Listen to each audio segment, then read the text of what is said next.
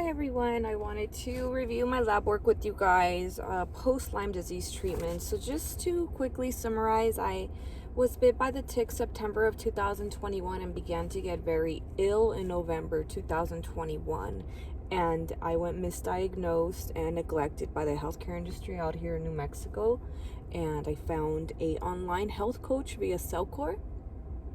And she put me on a 5-month Cellcore treatment through it's like foundation, opening up detox pathways, strengthening your immune systems and all your systems head to toe.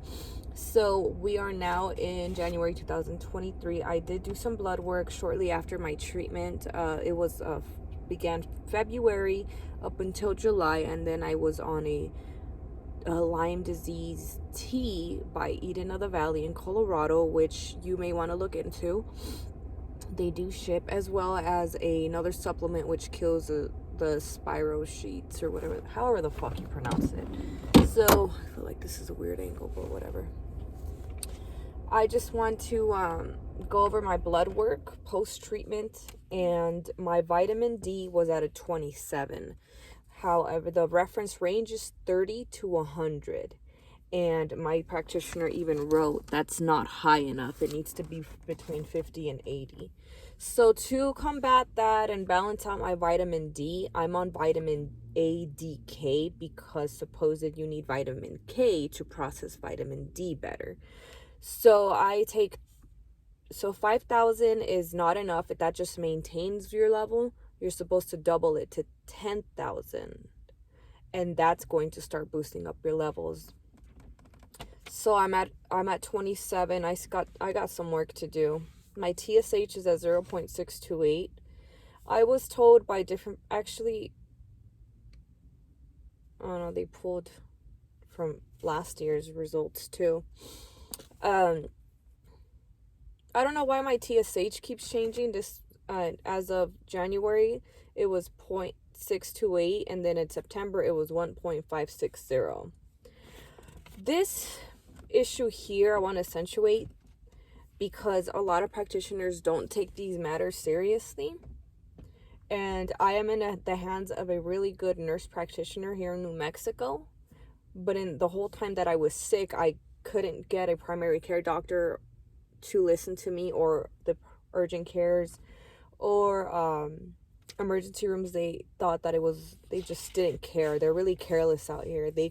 They'll see that you have an active infection in your body and they'll just run labs and discharge you and then bill you later, because the hospital was in network but the doctor was not in network. So I got 3 hospital bills for $1,200, which is close to $4,000. Why didn't they tell me that the fucking doctor wasn't contracted? I don't fucking know. That's their way of making money, and it's scandalous. My free T3, I really want you guys to pay attention to this. The reference range is from 2 to 4.4. I'm at a 1.9, okay? So my practitioner put me on pig desiccated thyroid and P-thyroid, and she said it takes about 6 to 8 weeks to build in your system. And these labs are a little older. They're months old, and since I began taking a supplement, I just did some new blood work recently, a couple days ago. So I'll make a video because I had her retest my vitamin D, cortisone, a couple other things, and test Lyme, although we all know that the Lyme disease tests the ELISA tests are probably less than 60% accurate, so that doesn't go in my favor anyway. But I wanted to emphasize on the free T3, with T4 converts to T3. If your T3, your thyroid functioning is really low, you're going to feel like shit. There's chronic fatigue, there's depression, anxiety, I even had like weird eye twitches, heart palpitations, just lack of motivation. It feels like your internal engine or human battery just depletes by like noon. And you want your T3 to be at the higher range. I'm 1 point, but on the lower range, I'm 1.9, and the reference range is 2 to 4.4. And you want to be like at 4 or and above. You don't want to be on the lower end, because if you're on the lower end, then it's kind of like, I'm working, but you're not getting the energy you need. And thyroid, I can't help but emphasize, is like the car engine of your body. I've never had thyroid issues in my life until I got Lyme disease. Lyme disease resonated in my heart, my thyroid. It caused inflammation, Hashimoto's, low thyroid function. My brain, it caused numbness, chronic fatigue. It caused a lot of psychological symptoms from like bipolar, paranoia, panic attacks, and a bunch of shit. So vitamin D, you want to get tested and be on the higher range. T3, same thing. Be on the higher range. Don't be on the lower range, because you may feel some symptoms if you're on the lower range. My iron was really low, but I began taking standard process farrow food for 4 to 6 months, and that helped boost it up within 4 months.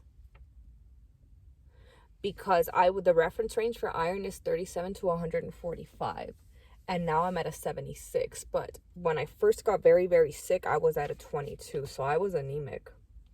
My testosterone was really low as well. Oh, and iron, you want to take an iron supplement that's not going to constipate you. There's a supplement that's made out of peas that you can buy on Amazon. I didn't bring my supplements. I was going to show you guys what I'm taking.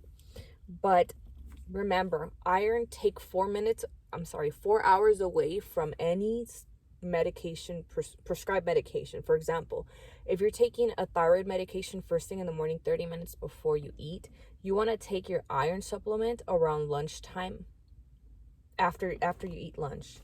So make sure that you keep an eye on your iron, because Lyme disease depleted my fucking iron.